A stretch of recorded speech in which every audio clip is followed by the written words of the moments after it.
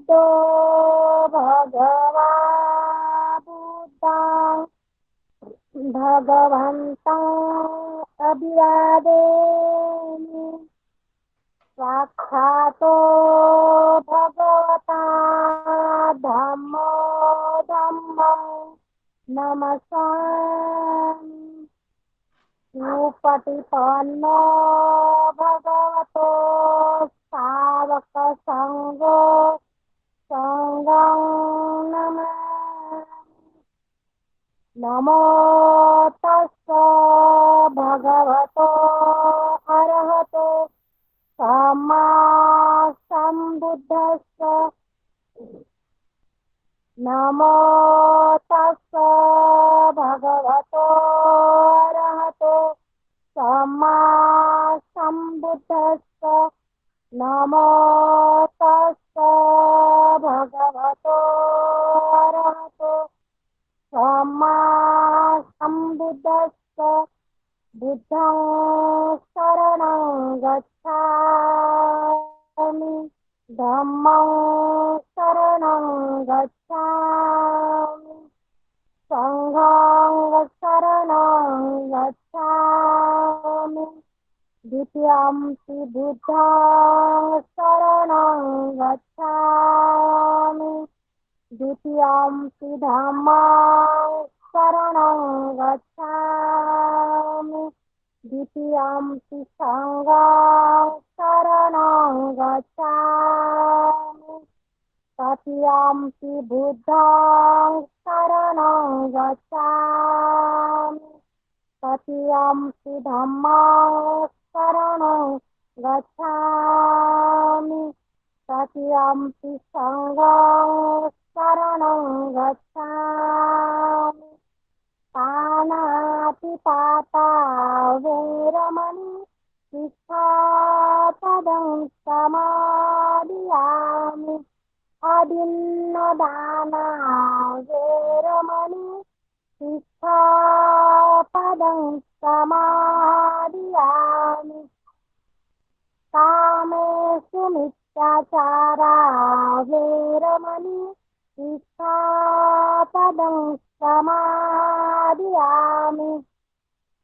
मूसावादा वैरमणि शिक्षापदं समादियामि शूरामेरय्यमद्यपमादधाना वैरमणि शिक्षापदं समादियामि सब्बपापस्सकरणं कुशलस्योपसम्पदा सचित्तपर्योदपणम् एतं बुद्धानुशासनं धम्मं चरे सुचरितं न तं दुचरितं चरे धम्मचारी सुखं सेति अस्मिन् लोके परमिष न तावता धम्मधर यावता बहुभाषति यो च अपनिश्रुतवान् धम्मं कायेन पश्यति सवे धम्मधरो होन्ति हो धम्मनप्पमाज्यति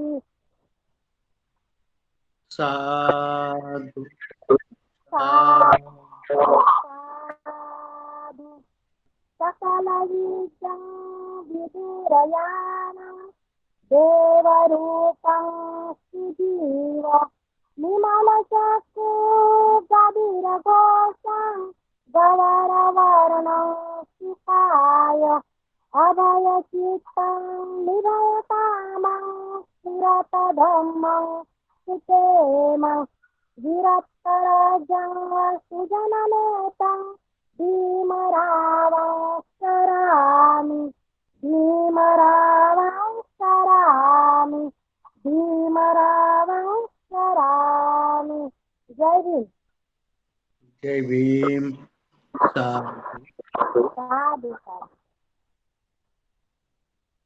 सर्वांना जय भीम. आत्ताच आपण त्रिशरण पंचशील ग्रहण केलं. धम्मपालन गाथा घेतली.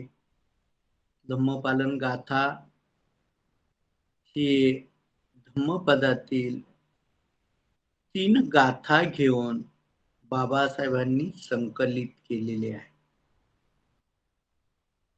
बाबासाहेबांच्या बौद्ध जगताला ज्या महत्वाच्या देणग्या आहेत त्यातली ही एक महत्वाची गाथा आहे. आपण आज द बुद्ध अँड हिज धम्मा या ग्रंथातील पहिल्या भागामधील शेवटच्या 2 भागाकडे चाललोय. आजचं 20वं सत्र आहे छन्न परतला. राजपुत्र सिद्धार्थ आणि त्यांचा सेवक छन्न यांचा संवाद आपण मागील सत्रामध्ये पाहत होतो. राजपुत्रांच्या सोबत यायचा छन्न सेवकाने आग्रह धरला आणि हा छन्न सेवक थोडा कंथक अनुमा नदीपर्यंत आले. त्यांनी तसा अट्टहासच धरला. ज्या वेळेला आपण सिद्धार्थ गौतमाचं चरित्र पाहतो त्यावेळेला या देशातील नद्यांना अनन्यसाधारण महत्व आहे. त्यातील ही एक अनुमा नदी. आपण रोहिणी नदीच्या काठावर घडलेला संघर्ष आपण पाहिला. शाक्य आणि कोलियामध्ये पाण्यावरून वाद झाला.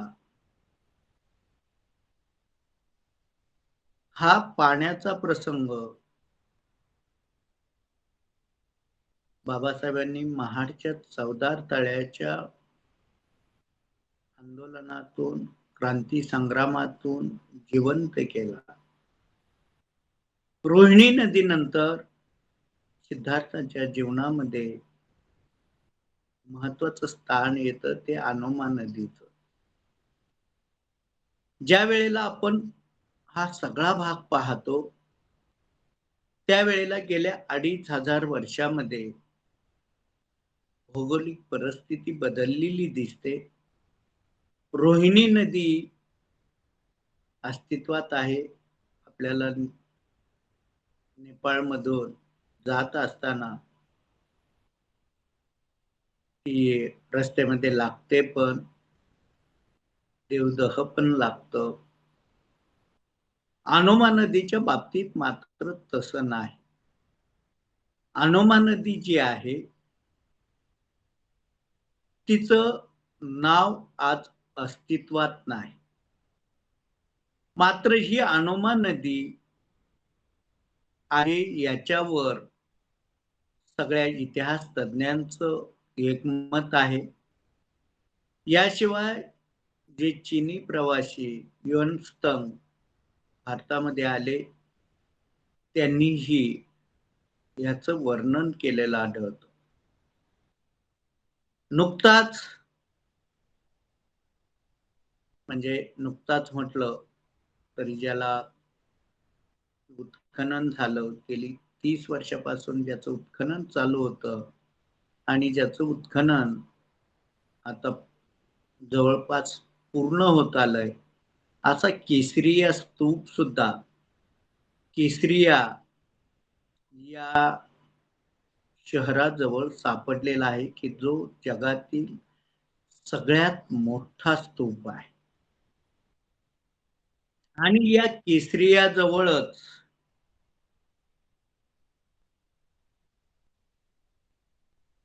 म्हणजे सिद्धार्थाने आपली परिव्रजेची वस्त्र परिधान केली, काशाय वस्त्र परिधान केलं, म्हणूनच त्या शहराला केसरिया आणि त्या स्तूपाला सुद्धा केसरिया नाव पडलं असावं असं इतिहास संशोधकाचं मत आहे.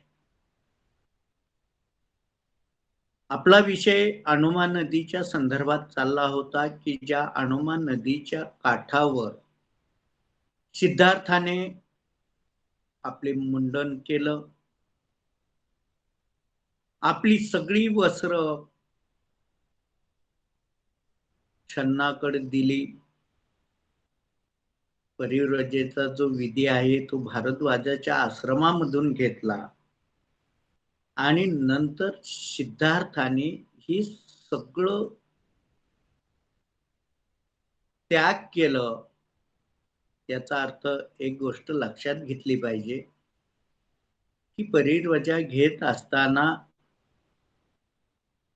मुंडन करणं, दाढी काढणं ही गोष्ट अत्यावश्यक नव्हती. नुकतेच काही भागामध्ये, जम्मू काश्मीरच्या भागामध्ये सिद्धार्थ गौतमाच्या मूर्त्या सापडलेल्या आहेत आणि त्या मूर्त्यांना दाढी आहे. म्हणजे परिव्रजेच्या वेळेला दाढी काढणं अत्यावश्यक नव्हतं. मात्र अनुमा नदीच्या तिथं आल्यावर सिद्धार्थाने आपले सगळे केस काढून टाकले, मुंडन केलं, दाढी सुद्धा काढली. ही जी अनुमा नदी आहे, ही अनुमा नदी नेमकी कोणती, याच्यामध्ये इतिहास तज्ञांमध्ये मतभेद आहे. एक जी आहे ती कपिलवस्तूच्या जवळच असलेली नदी आहे की जिचं नाव बदललेलं आहे. तिला कुद्वा असं म्हणतात आणि ही जी कुद्वा नदी आहे, ही कुद्वा नदी म्हणजे त्या नदीवरून कंठकाने म्हणजे सिद्धार्थ राजपुत्राच्या घोड्याने उडी मारली, तो घोडा कुदला. म्हणून तेव्हापासून या अनुमा नदीचं नाव बदललं आणि तिला कुद्वा असं म्हणू लागले, असं काही इतिहास तज्ञाचं मत आहे. तर गोरखपूर जिल्ह्यामध्ये ओमी नावाची नदी आहे आणि या ओमी नदीच्या जे नाव आहे, हे नाव अनुमाच होतं आणि त्याचा अपभ्रंश ओमी झाला, असं काही तज्ञांचं मत आहे. आणि त्या ठिकाणी त्या नदीच्या कडेला एका ठिकाणी अशोकाने 3 स्तूप बांधल्याचं वर्णन ह्युनस्तंगच्या भारताच्या वर्णनामध्ये येतं. तर तिथंच तांबडेश्वर नावाचं एक देवस्थान आहे आणि हे जे देवस्थान आहे ते सुद्धा सिद्धार्थाचं विहाराचं स्तूपाचं ठिकाण आहे, असं काहींचं मत आहे. नदी कोणती, कुठली, यामध्ये जरी मतभेद असले तरी अनुमा नदी नावाची नदी निश्चित होते आणि आजही आहे, यावर मात्र सगळ्यांचं एकमत आहे. एवढंच नव्हे तर अनुमा नदीच्या संदर्भामध्ये सिद्धार्थाच्या जातक कथामध्ये, सिद्धार्थांच्या सुत्तामध्ये उल्लेख येतात. तो उल्लेख म्हणजे सिद्धार्थाने जे सांगितले, आपल्यापूर्वी जे 27 बुद्ध होऊन गेले,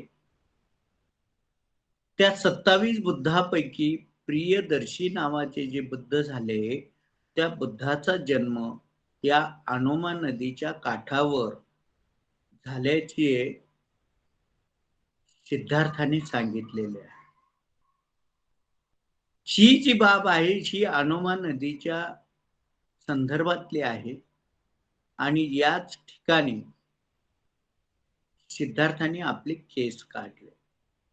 एक गोष्ट लक्षात घेतली पाहिजे की ज्या वेळेला आम्ही श्रमण परंपरा आणि ब्राह्मण परंपरा, उत्पादन करणाऱ्याची परंपरा आणि उत्पन्नावर जगणाऱ्याची परंपरा, यातला संघर्ष सातत्याने चाललेला आहे आणि या श्रमण संस्कृतीचा एक धागा आहे की जो आपण आता नुकताच 24 सप्टेंबर होऊन गेली. 24 सप्टेंबर 1674 मध्ये शिवरायांनी राज्याभिषेक केला. त्याच दिवशी म्हणजे 24 सप्टेंबर 1873 मध्ये सत्यशोधक समाजाची स्थापना महात्मा फुले यांनी केली. आणि ही जी स्थापना आहे ही स्थापना सहजासहजी झाली नाही. महात्मा फुलेंनी शिवरायांची समाधी शोधली, शिवरायांवर पोवाडा लिहिला. त्याच अनुषंगाने शिवाजी राजांनी च्या राज्याभिषेकाच्याच दिवशी महात्मा फुलेंनी ही सत्यशोधक समाजाची स्थापना केली असावी. तीच बाब बाबासाहेबांनी सुद्धा अनेक फेऱ्या झाल्या तरी पुणे करार 24 सप्टेंबर 1932 ला केला. मुद्दा सांगायचा की ज्या वेळेला ही श्रमण संस्कृतीचा अभ्यास येतो त्यावेळेला ठिकठिकाणी हे संदर्भ येतात आणि सिद्धार्थ गौतमाने तर हे संदर्भ अनेक वेळेला सांगितलेले आहे. तर ज्या वेळेला सिद्धार्थांचं बुद्धत्व प्राप्ती होते आणि भगवंत जिथं जिथं असतात त्या ठिकाणी ते थांबले की त्या थांबण्याच्या ठिकाणचं ते वर्णन करतात. तिथं कोणता राजा होऊन गेला ते सांगतात. तिथं कोणत्या बुद्धाचे पाऊल लागले ते सांगतात. ही सगळी वर्णनं आपल्याला त्रिपिटकामध्ये आढळतात. छन्न परतताना ज्या काही चर्चा झाल्या आणि छन्न निघाला, ही परिस्थिती आपल्या प्रत्येकाच्या जीवनामध्ये येते. हा वियोगाचा प्रसंग प्रत्येकाच्या जीवनामध्ये येतो आणि तो वियोग कधी तात्कालिक असतो तर कधी कायमस्वरूपी असतो. हा वियोग होत असताना सिद्धार्थ छन्नाला सांगतात की तू त्यांना पटवून दे की सिद्धार्थ वाईट होता, सिद्धार्थाविषयी चुकीच्या गोष्टी सांग. पण छन्न म्हणतो की हे शक्य नाही आणि माझ्यावर कोणी विश्वासही ठेवणार नाही. त्यानंतर सिद्धार्थाने छन्नाला सांगितलं की तू सगळ्यांना सांग की सिद्धार्थाचा निर्धार पक्का आहे. तो त्याच्या निर्धारापासून ढळणार नाही. त्यामुळे तुम्ही त्याला विसरून जा.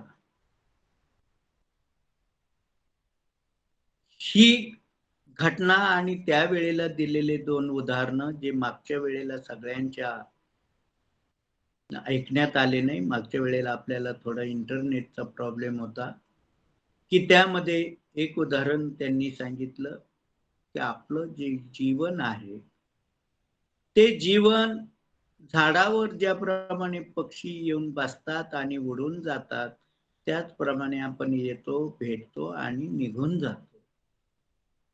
दुसरं उदाहरण त्यांनी ढगाचं दिलं की हवेमुळे ढग जवळ येतात आणि ढग निघून जातात. तसंच आपण जवळ येतो आणि निघून जातो. आईच्या संदर्भात ते बोलताना म्हणतात की माझ्या आईने मला जन्म देण्यासाठी खूप कष्ट घेतले, आलापेष्टा केल्या. पण आता ती कुठे आहे हे मला माहित नाही आणि मी कुठे आहे ते तिला तरी माहित आहे का? माणसाला मृत्यूनंतर तरी वेगळं व्हावंच लागतं.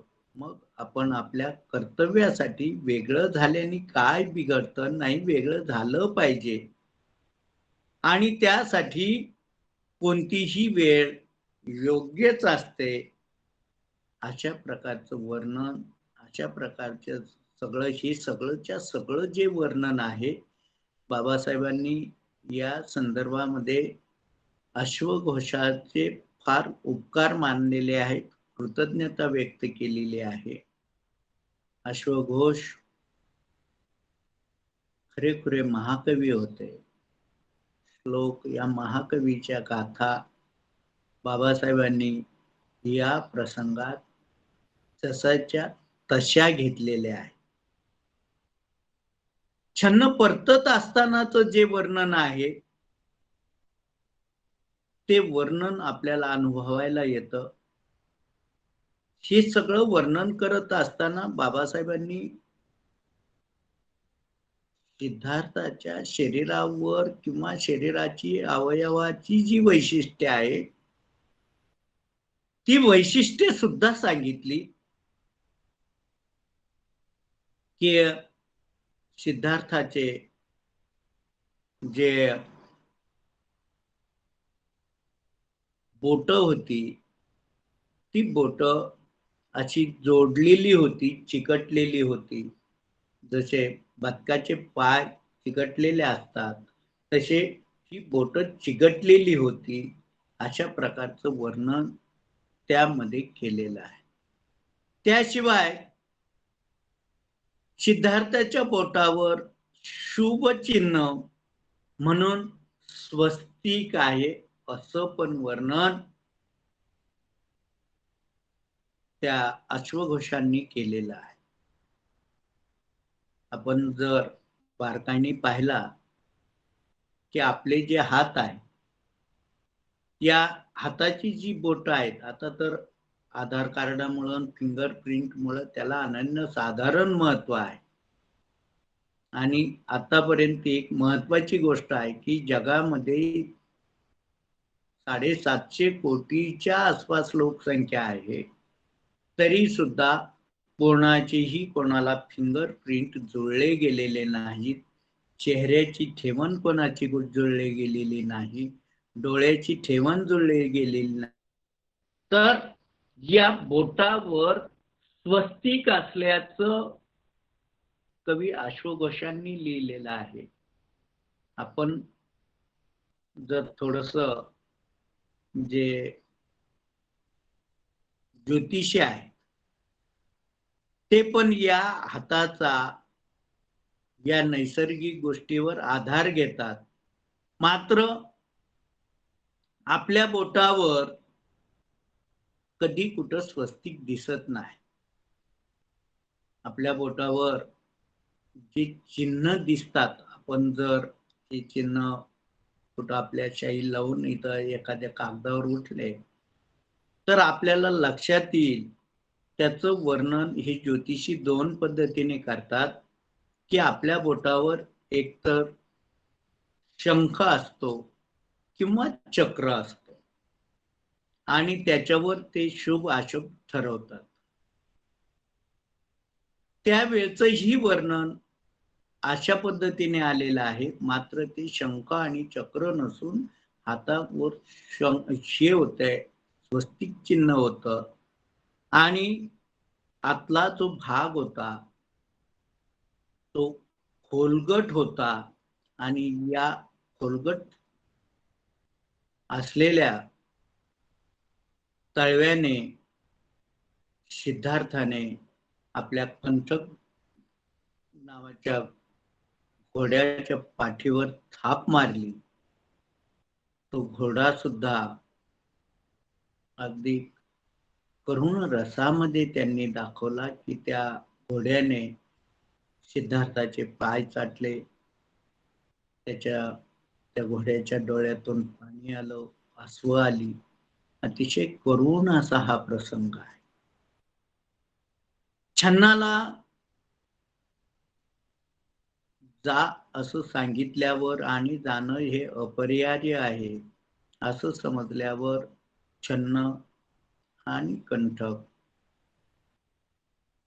ही कंठक म्हणजे घोडा हे तिथून निघाले आणि छन्न परतत असताना एक फार महत्वाचं वर्णन या ठिकाणी आलं की जो आपण हनुमान नदीचा संदर्भ पाहतो त्या संदर्भाने ही हनुमान नदी कुठे असावी त्याचं पण अंदाज आपल्याला येऊ शकतो. त्या ठिकाणी बाबासाहेब म्हणतात की ज्या घोड्यावरून या नदीपासून कपिलवस्तूला जायला एक रात्र लागत होती, इथं कंटकाला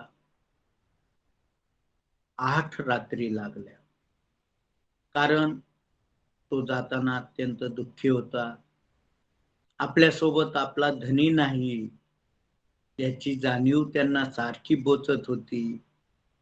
राजपुत्र किती ऐशारामात राहिले आणि आता राजपुत्रांनी कशी दशा स्वीकारली याचा वारंवार विचार छन्नाच्या मनात येत होता. छन्न चालत असताना अडखळायचा, थांबायचा, येताना ते जसे जसे आले त्या ते ठिकाणं आठवायचा. अशा प्रकारची सगळी दुःखद स्थिती त्या ठिकाणी वर्णिलेली आहे. ज्या अर्थी एक रात्र घोड्याला लागत होती त्याचा अर्थ कपिलवस्तूपासून हे ठिकाण निश्चित 200-250 किलोमीटर लांब असलं पाहिजे आणि ते ठिकाण आता जो केसरिया स्तूपाचं जे मी वर्णन केलं तिथंच जी नदी आहे त्या नदीचं नाव किंवा ती नदी अनुमा असली पाहिजे याला पुष्टी मिळते. हे सगळं खरं तर आम्ही एकदा प्रत्यक्ष पाहिलं पाहिजे आणि या पाहण्यामुळं आम्हाला सिद्धार्थ गौतम म्हणजे भगवान बुद्ध होऊन गेले याची खात्री पटते. खरं तर जोपर्यंत ब्रिटिश येत नव्हते आणि त्यांचे तज्ञ या ठिकाणी येत नव्हते, त्यांची आवड असलेले इतिहास तज्ञ येत नव्हते, तोपर्यंत भगवान बुद्धाला एक पुराण पुरुष म्हणून समजलं जायचं. मात्र ज्या वेळेला एक स्तंभ सापडला आणि त्या स्तंभावर लिहिलं होतं की इथे भगवान बुद्धाचा जन्म झाला, तिथून पुढं याला फार मोठं असं गती मिळाली. फार की सिद्धार्थ गौतम हे होऊन गेलेले आहेत आणि ते पुराण पुरुष नाही, ते प्रत्यक्ष व्यक्ती होते, शुद्धोधन आणि महामायेचे औरस पुत्र होते. याला ह्या सगळ्या गोष्टीची पुष्टी मिळत चालते आणि कीकणात हन्न म्हणण्याप्रमाणे की त्यांनी की सिद्धार्थ गौतम हे आपल्यासारखेच मानव होते, त्यातूनच महामानव झाले हा मुद्दा स्पष्ट होतो. छन्न परतत असताना या दुःखाच्या गोष्टी ठिकठिकाणी येतात, त्यांचं थांबणं येतं, त्यांच्या आठवणी येतात, त्यांचं अडखळणं येतं आणि ज्याला एक रात्र लागत होती त्याला 8 रात्री लागल्यात. त्या जंगलामध्ये चालत असताना आपल्या धन्याचं काय होईल? सिद्धार्थाने किती मोठा त्याग केला. सिद्धार्थाची ही जी केलेली कल्पना आहे ती म्हणजे कल्पनेतच ह्या गोष्टी आपण कल्पनाही करू शकत नाही अशी ह्या गोष्टी आहेत. साधं लाईट नसली, फॅन नसला तर आम्ही किती अस्वस्थ होतो. पण हे राजपुत्र असताना सत्याच्या शोधासाठी छन्नाला सोडून, ऐशाराम सोडून एक परिव्राजकाचं जीवन स्वीकारतात आणि हे जीवन स्वीकारत असताना छन्न कपिलवस्तूला पोहोचल्यानंतर छन्नाची झालेली तिथली स्थिती, कंठकाची झालेली स्थिती, त्याचं वियोगाचं वर्णन या सगळ्याच बाबी अत्यंत महत्त्वाच्या आहेत, की आम्ही ज्या वेळेला आमच्या घरातलं दुःखद प्रसंग येतो, वियोगाचा प्रसंग येतो, दुःख ज्याला म्हणायचंय, त्याच्यामध्ये प्रियांचा वियोग होणं हे सुद्धा एक प्रकारचं दुःख आहे. मृत्यू होणं हे सुद्धा दुःख आहे आणि मृत्यूची सांत्वन करण्यासाठी हा टॉपिक अत्यंत उपयुक्त आहे. त्यामध्ये दुसऱ्या एका गोष्टीला स्पर्श केला पाहिजे, की सिद्धार्थ या ठिकाणी सांगतात, की आपण अनेक वेळेला अनेक जन्माच्या फेऱ्या घेतल्या होत्या आणि घेत आहोत. या ठिकाणी पुनर्जन्माचा विषय येतो. पुनर्जन्माचा विषय आला, की आम्ही गोंधळतो. खरं तर हा गोंधळ बौद्ध धम्माच्या अभ्यासाचा नसून आमच्या मनामध्ये ज्या भावना निर्माण झालेल्या आहेत, आमच्या मनावर जे बिंबवलं गेलेलं आहे, की आत्मा आहे, तो आत्मा शरीरात असतो, त्या आत्म्याचा पुनर्जन्म होत असतो आणि ज्या वेळेला अशा पुनर्भवाच्या गोष्टी येतात, त्यावेळेला हा आत्मा आमच्या डोक्यात उतरून जातो. मात्र या ठिकाणी त्या आत्म्याचं विवरण आपण वेळोवेळी वाचतोय, ऐकतोय, परंतु आत्मा नसल्याचं आणि अनात्म सिद्धांत जो भगवंतांनी मांडलेला आहे आणि बौद्ध संस्कृतीने स्वीकारलेला आहे, त्याला प्रचंड असे आधार आहे. ज्या वेळेला जन्माचा विषय येतो, त्यावेळेला आम्ही बाबासाहेबांनी दिलेल्या 22 प्रतिज्ञा पण आठवल्या पाहिजे, की 22 प्रतिज्ञामध्ये बाबासाहेब म्हणतात, की माझा नवा जन्म झाला असे मी मानतो. इथपर माझा नवा जन्म झाला असे मी मानतो. या नवा जन्माचा जो संदर्भ आहे, तो संदर्भ या जन्माच्या फेऱ्यामध्ये आहे. हा आत्म्याचा पुनर्जन्म नाही. हा जो पुनर्जन्म कशाचा आहे त्याच्यावर स्वतंत्र टॉपिक आहे. त्यावर आपण अभ्यासू. मात्र ही चर्चा करत असताना छन्न परतण्याचे प्रसंग वाचताना राजपुत्र आणि त्यांच्या सेवकाची चर्चा करत असताना जीवनाच्या या अनेक बाबीला स्पर्श होतो आणि तो स्पर्श आम्हाला कधी कधी गोंधळात टाकतो. त्या गोंधळातून बाहेर पडण्याचा हा एक आमचा प्रयत्न आहे. या ठिकाणी छन्न परतण्याची पहिल्या पुस्तकातलं, पहिल्या खंडातला हा एक अंतिम भाग आहे.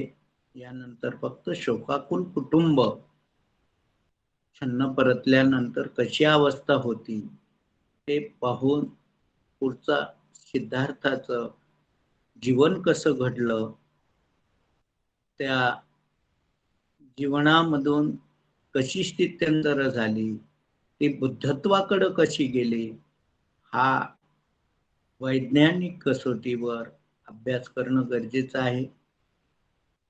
या समारोप करत असताना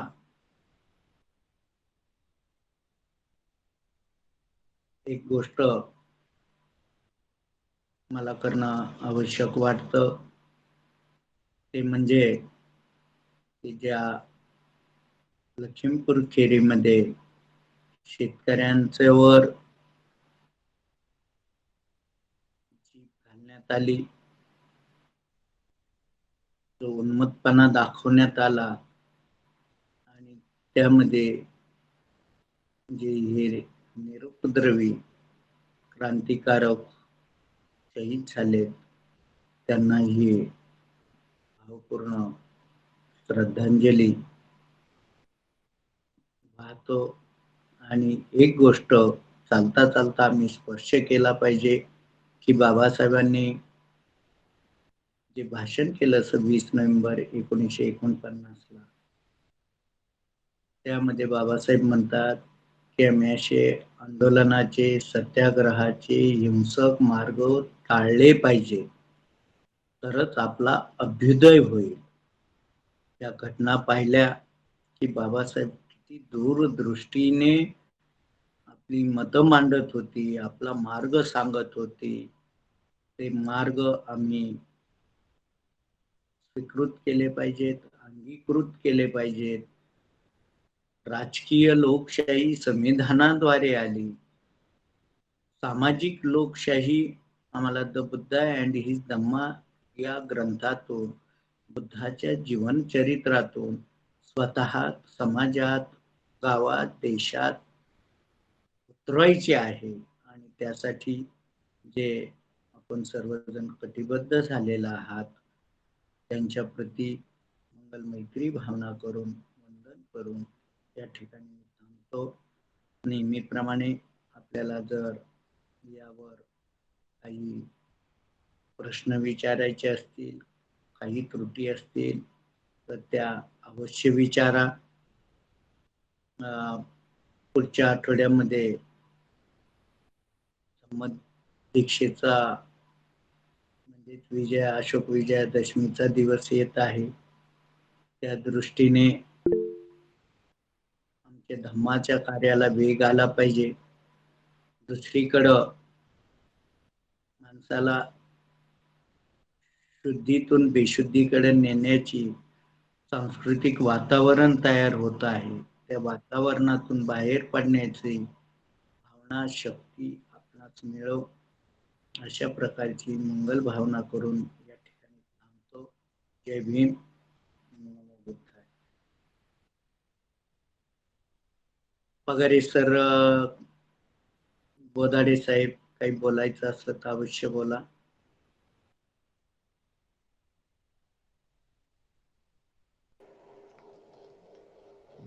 नाही सर, व्यवस्थित विवेचन आणि छन्नाची जी परतण्याची परिस्थिती होती ते तुम्ही विशद केली. ते अत्यंत हृदयस्पर्शी होती. आपल्या समाजानं काय शिकावं सर, हे विचार आहेत आणि हे प्रत्येक पिढीमध्ये रुजले पाहिजे. हा तुमचा महत्वाचा असलेला उद्देश. मी सर आज थोडस उशिरा जॉईन झालो, त्याबद्दल मी तुमची माफी मनापासून मानतो. तुमचं जे विवेचन असते किंवा प्रबोधन म्हणू आपण त्याला, की एखादा तुमचं वय, त्याच्यानंतर तुमची आत्मीयता, ही सोपी नाही आहे सर. आमच्यासारखा एखादा व्यक्ती ज्यावेळेस प्रबोधन करायला निघतो त्यावेळेस थोडस लोकांना कमी जास्त वाटतंय, पण तुम्ही या वयात खूप सर म्हणजे शब्द नाही आहेत, बियॉन्ड द वर्ड्स सगळा कार्यक्रम आपला चालू आहे. त्याच्यात मी खूप माहिती पूर्ण होतो आहे. ज्ञानी नाही म्हणत मी, माहिती पूर्ण होतो आहे आणि ती सगळी सत्य पुराव्यानिशी असते. म्हणून आपली लिंक मला ज्यावेळेस मिळते त्यावेळेस खूप बरं वाटते. आणि दोन गोष्टी म्हटल्यापेक्षा एक धम्म, बुद्ध धम्मानी सांगितलेला धम्म मी एक 4-5 माणसांमध्ये प्रसारित करू शकतो. असे तुमचे विचार, ज्याला वास्तविकताचा एक स्वाद असतो, गंध असतो, खोटेपणा कुठेही नसतो, कोणत्याही प्रकारची टीका नसते. बुद्ध आणि त्याचा धम्म हे आम्हा सगळ्यांना मी ज्यावेळेस ऐकतो ते लोकांमध्ये प्रसारित करतो. तुमचे विचारच मी प्रसारित करतो. त्याचं कारण असं, पुस्तकं भरपूर निघालीत,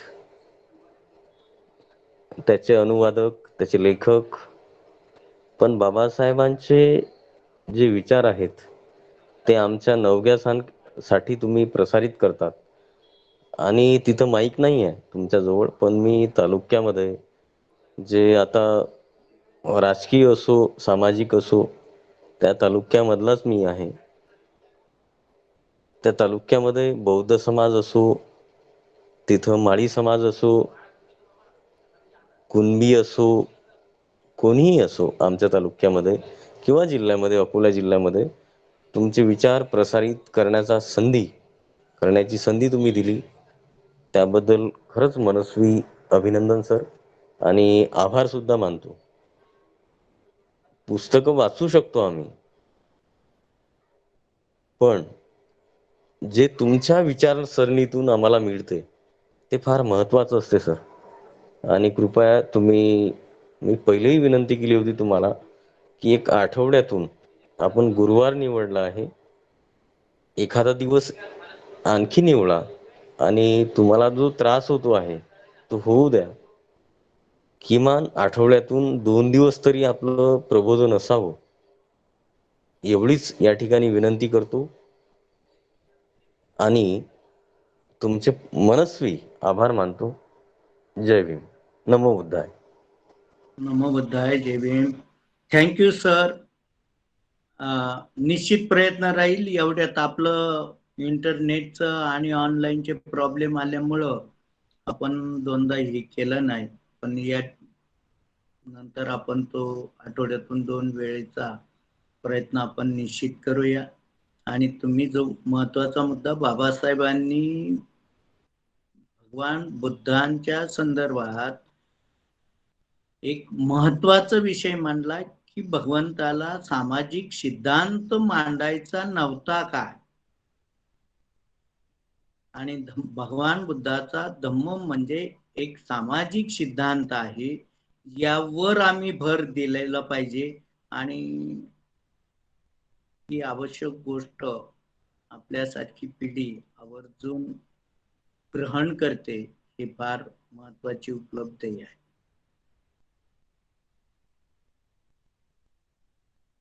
अजून कोणाला काही बोलायचंय का?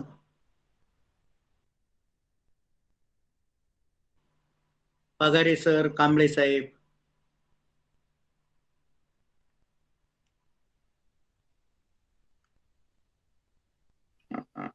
नाही सर, सध्या काही नाही बोलायचं. आमदार या ठिकाणी विवेचन करतात, मार्गदर्शन करतात, त्याच्यातच आम्ही खूप समाधानी आहोत. आणि जसं या सरांनी एक सूचना आपल्याला सुचवलं की आठवड्यातून 2दा असावं, तर त्या सूचनेची मी ही सहमत आहे.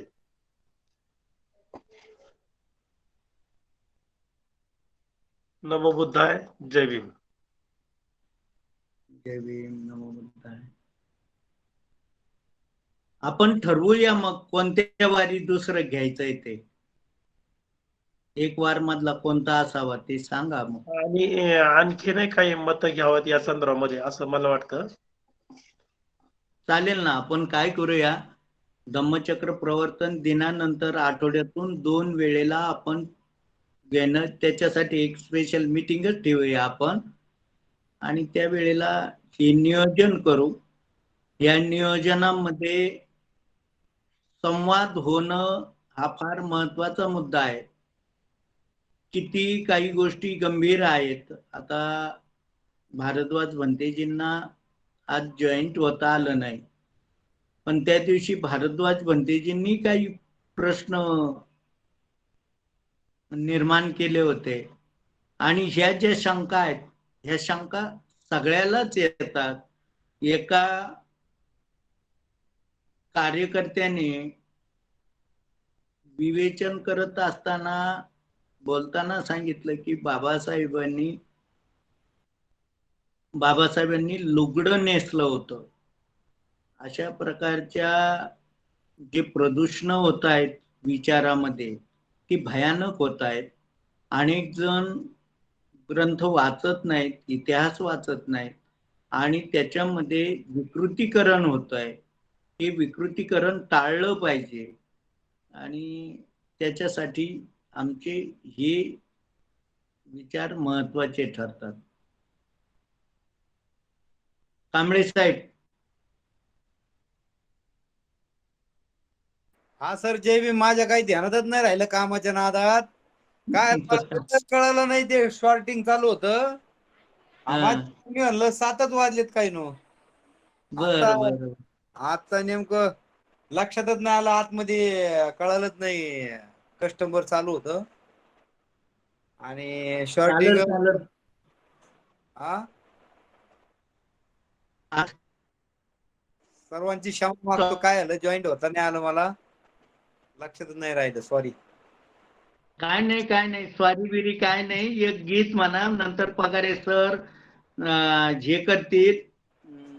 आणि बदाडे सर, पुढच्या वेळेला सूत्रसंचालन कराल का तुम्ही? करा ना. आपण हे एकेकाने याच्यामध्ये घेतलं पाहिजे. माझी तर इच्छा आहे की अगोदर थोडस प्रास्ताविकामध्ये हे मुद्दे मांडले पाहिजेत. हो सर, काही हरकत नाही सर. आपला एक ग्रुप आहे. तुम्हाला मी विनंती केली होती की मला तुमच्या ग्रुपमध्ये सामील करा, म्हणजे सहभागी करा. तर आमच्या तालुक्यामध्ये म्हणजे ज्ञान पिपासू लोक आहेत की जे वेळेवर जॉईन होतील. तुमचं मार्गदर्शन सर अत्यंत महत्वाचं आहे. ज्याला आपण क्रांती म्हणू, ते मिळेल आम्हाला. मी जेवढे जॉईन करायचे आहेत बुद्धिजीवी वर्ग, म्हणजे जे विचार करतात, ज्यांना एक सेन्स आहे. कोणता सेन्स? की खरंच बुद्ध धम्म, बाबासाहेब, त्याच्यानंतरची पिढी आणि पुढची पिढी इन फ्युचर हे लोक कसे जगतील, यांना काय आपल्याला मार्गदर्शन करावं लागेल, किंवा हे जगले पाहिजे, तो स्वाभिमान जागृत राहिला पाहिजे, याच्यासाठीची भूमिका. आणि तिथं जॉईन झालेले लोक हे त्याच रँकचे असतील सर, एवढं मी तुम्हाला आश्वासन देतो. आणि तुम्ही म्हटलं प्रास्ताविक, खूप माझ्यापेक्षा आपल्या ग्रुपमध्ये बुद्धिजीवी वर्ग आहे जो लेफ्ट होत नाही किंवा जॉईन झाला तर तिथंच थांबतो. त्याला कोणत्याही प्रकारची चिंता नसते. जो चित्तानं शांत आहे असेच लोक आपल्या इथं येतात. आपण ते ऐकतो आणि योग्य मार्गदर्शन आपण तुम्ही करता.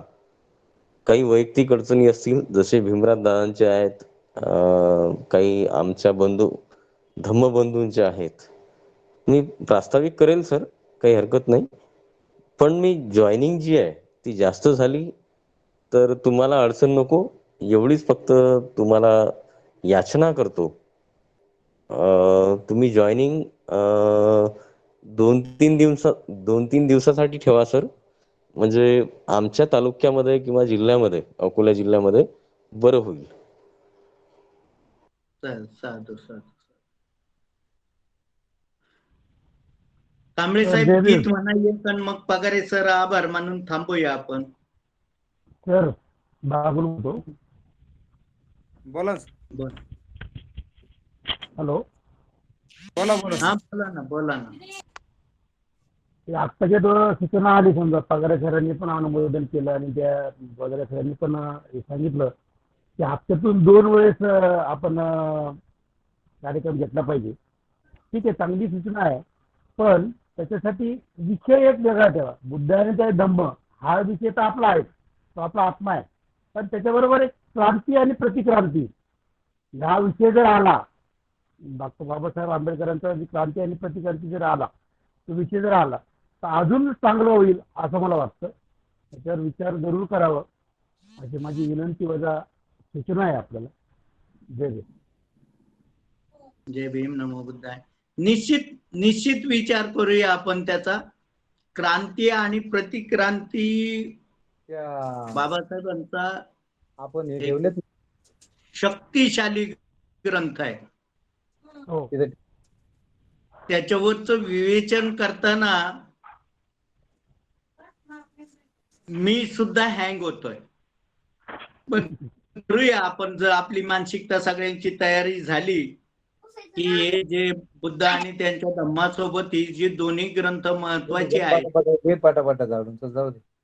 क्रांती आणि प्रतिक्रांती आणि बुद्ध किंवा मार्क्स, दोन्ही ग्रंथ अत्यंत शक्तिशाली आहे. किंबहुना ते दोन्ही ग्रंथ समजल्याशिवाय बुद्ध आणि त्यांचा धम्म ग्रंथ आकलनच होत नाही.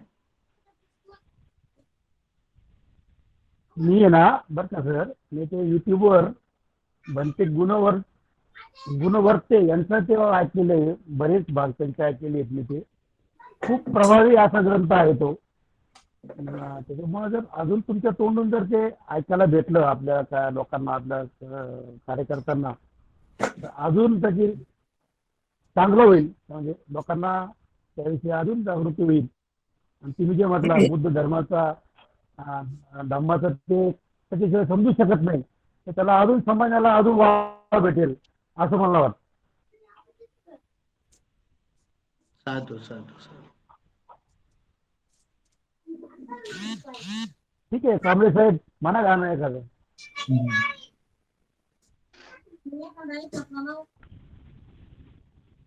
उद्धरली कोटी कुळे भीमा तुझ्या जन्मामुळे. उद्धरली कोटी कुळे भीमा तुझ्या जन्मामुळे. एक ज्ञान ज्योतीने कोटी कोटी ज्योती तळपताच ती जाने तुझ्या दरेवरती. अंधार दूर तो पळे भीमा तुझ्या जन्मामुळे. अंधार दूर तो पळे भीमा तुझ्या जन्मामुळे. उद्धरली कोटी कुळे भीमा तुझ्या जन्मामुळे.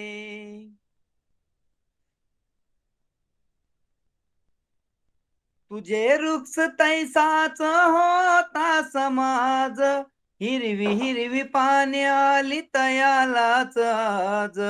अमृताची आली फळे भीमा तुझ्या जन्मामुळे.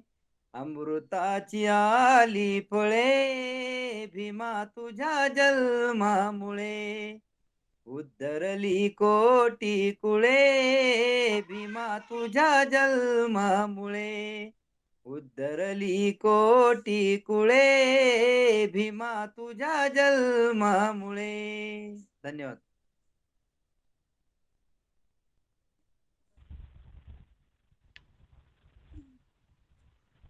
साधू साधू साधू बाबूसाहेब. साधू. हा सर. महाकरुणिक भगवान गौतम बुद्ध, बोधिसत्व डॉक्टर बाबासाहेब आंबेडकर यांना प्रथमतः वंदन करतो. आज आयुष्यमान तेलतुंबडे सरांनी जे काही आपलं 20वं पुष्प गुंफलं, त्या निमित्ताने आपल्या या स्कीमला जॉईन होण्यासाठी भरपूर लोक पाहिजे होते, भरपूर हे पाहिजे होते, पण त्याची संख्या थोडीशी कमी आहे. थोडीशी मला वाटतं याच्यात ही संख्या वाढली पाहिजे. याच्यात वाढली पाहिजे म्हणण्यापेक्षा स्वतःहून लोकांनी, जे सध्या बदारे सरांनी म्हटलं की मला परवानगी द्या, मी माझ्या तालुक्यातले माझ्या जिल्ह्यातले लोक जमा करतो, तसं एक अजून एक तो ग्रुप आपला वाढवला आणि आपली लिंक जर अजून दुसरीकडे गेली तर अजून ते लोकांची भर पडेल, अजून लोकांना ऐकायला भेटेल. तर या निमित्ताने आपल्याकडे भीमराज बुद्ध, धम्मदीप बुद्ध, लक्ष्मण पेनकर, प्रशांत बोदडे, प्रवीण जाधव सर, सचिन लोणारे, शिरीष गायकवाड आणि संजय कांबळे सर, म्हणजे अजून 2-3 लोक हे लेप झालेत. या सर्वांचं आपल्या या ग्रुपतर्फे मी आभार मानतो. आपले 2 बंतेजी काही कारणास्तव जॉईन होऊ शकले नाहीत, तर त्यांनाही वंदन करतो आणि आजचा कार्यक्रम संपला असं जाहीर करतो. जय भीम, नमो बुद्धाय. साधू साधू साधू. सर आपण शरणार्थी घेऊ. नास्ति मे शरणं धम्मो मे शरणं एतेन सत्यवचेन होतु मे जय मंगलम. नास्ति मे शरणं संगो मे शरणं वरम् एतेन सत्यवचेन होतु मे जय. साधु साधू साधू. जय भीम. जय भीम. बुद्धं नमामि, धम्मं नमामि, संघं नमः